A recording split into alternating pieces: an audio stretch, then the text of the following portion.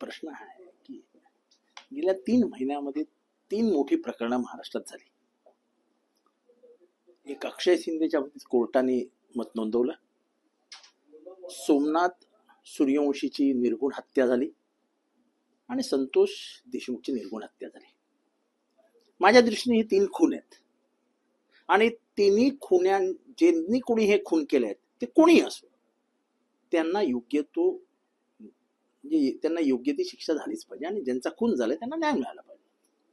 आता परभणीमध्ये कोणीच बोलायला तयार नाही. काही निवडक लोक आहेत महाराष्ट्रामध्ये जे परभणीवरती बोलतात. का? सोमनाथ सूर्यवंशी माणूस नाहीये, त्याला आई नव्हती, पोटचा गोळा हलवल्याचं त्याच्या आईला दुःख होत नसेल. ती एक आई आहे जिने सांगितलं की मला 10 लाख रुपये नको तुमच्या सरकारचे, मला माझा पोरगा परत द्या. मला सांगा सरकारने कधी गांभीर्याने घेतलं सोमनाथ सूर्यवंशीला? किंबहुना विधानसभेमध्ये उत्तर देण्यात आलं की तो श्वासोश्वासाच्या त्रासामुळे मेला. खरा सोमनाथ सूर्यवंशी ह्याला निर्घुणरित्या मारण्यात आलं आणि तसा पोस्टमॉर्टम रिपोर्ट आहे की तो बेदम मारहाणीत बसलेल्या धक्क्यामुळे मेला. अच्छा, तो कुठे मेला सांगायला तयार नाहीत. तो मेलाय, तो कारागृहात मेलाय, तो पोलीस लॉकअप मध्ये मिळाला आहे. मग तो कसा मेला, किती वाजता मेला, त्याला औषध कधी दिलं, त्याला हॉस्पिटलमध्ये नेलं कधी, काही उत्तर, कुठलेही उत्तर सरकार द्यायला तयार नाही. म्हणून काही समविचारी संघटना, आंबेडकरवादी संघटनांनी लॉंग मार्च काढला. परभणी ते नाशिक 400 किलोमीटर चालत आले. सरकारला तोपर्यंत जाग आली नाही, पण काल नाशिकमध्ये उत्स्फूर्त प्रतिसाद त्यांना मिळत गेला आणि सरकारने मग आपले हस्तक धाडले आणि मग त्यांना खोटे नाटी आश्वासने दिली आहेत. ते परदेशी शिखर परदेशी नावाचे IAS ऑफिसर आहेत, त्यांच्या सहीनी. एवढे दिवस काय करत होतात? सोमनाथ सूर्यवंशी मरून आज जवळजवळ 2.5 महिने व्हायला आले. सरकार झोपलं होतं का? या सरकारला छोट्या समाजाबद्दल काहीच वाटत नाही का? तो काय अशिक्षित पोरगा होता का? लॉचा विद्यार्थी, कट्टर आंबेडकरवादी, कट्टर. मी कोरोनामध्ये आजारी होतो, तो माझ्या ओळखीचा नाही, पाळखीचा नाही, पण जेव्हा मी खूप गंभीररित्या आजारी आहे आणि कदाचित माझ्या वाचण्याची क्षमता कमी आहे, तेव्हा या सोमनाथ सूर्यवंशीने ट्विट केलं होतं आणि फेसबुकवर लिहिलं होतं की जितेंद्र आव्हाड हा लढवय्या योद्धा आहे, हा लढवय्या कार्यकर्ता आहे, ही लढाई हा जिंकेल. तो सोमनाथ सूर्यवंशी हा माझा विचाराने भाऊ लागतो. कोणाला खंत न खेद त्याच्याबद्दल कोणीच बोलायला तयार नव्हतं. आज जेव्हा मुंबईकडे आगेकूच होणार आहे म्हणल्यावर सरकारने काहीतरी उद्योग केले आणि मग काहीतरी लिहून दिलेलं आहे. माझ्याकडे ते पत्र पण आहे. आज कशी काय सस्पेंड करता तुम्ही लोकांना? आधी का नाही केले? अधिकारी गुन्हेगार नव्हते? हे प्रकरण दडपण्यासाठी म्हणून सरकार दलालांचा हस्तकांचा उपयोग करताय. आम्ही हे प्रकरण असं दाबलं जाऊ देणार नाही. कोण होता उमाप? कोणी केला लाठीचार्ज? कोणी केलं कोम्बिंग ऑपरेशन? त्याची काय उत्तर नाही द्यायची. जे IPS ऑफिसर ह्याला जबाबदार आहेत, ज्यांनी लाठीचार्जचा हुकूम काढला, ते दोषी नाहीत? 4 हवालदारांना काढून टाकलं, काम संपलं? असं नाही होणार. अक्षय शिंदे मागासवर्गीय समाजाचा, त्याला नाही देणार? कोर्टात त्याच्या आई वडिलांना सांगायला लावता की आम्हाला खटला नाही चालवायचा? अरे काय, कुठल्या लेवलला चाललंय हे सगळं? मला हिंदी पिक्चर मधला एक डायलॉग आठवेल लोकांना, क्या गरीबों की जान जान नहीं होती. आम्ही लढू, अक्षय शिंदेसाठी पण लढू, आम्ही सोमनाथ सूर्यवंशीसाठी पण लढू आणि संतोष देशमुख साठी पण लढू. खून आहे. मी महाराष्ट्राला एक उदाहरण देऊ इच्छितो.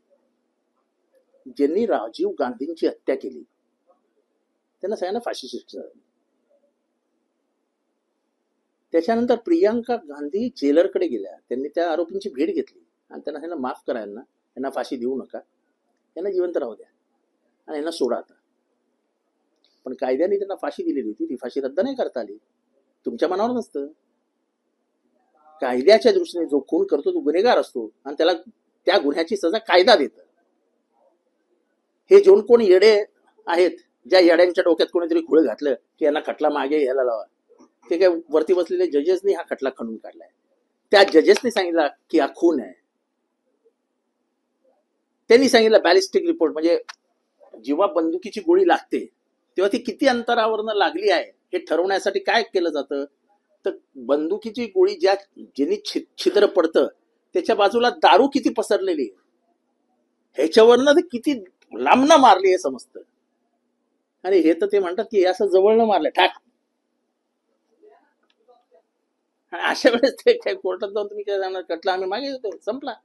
कोर्टाने सांगितलं ना हा खून आहे, हा कोर्ट एकदा सांगते खून आहे, तेव्हा त्याला तर खटला पुढे चालणारच. हा मूर्ख कोण सल्लागार यांचा ज्याने सांगितलं की खटला मागे घ्यायसाठी कोर्टात जा, त्यांच्या आईवडिलांना कोर्टात पाठवा.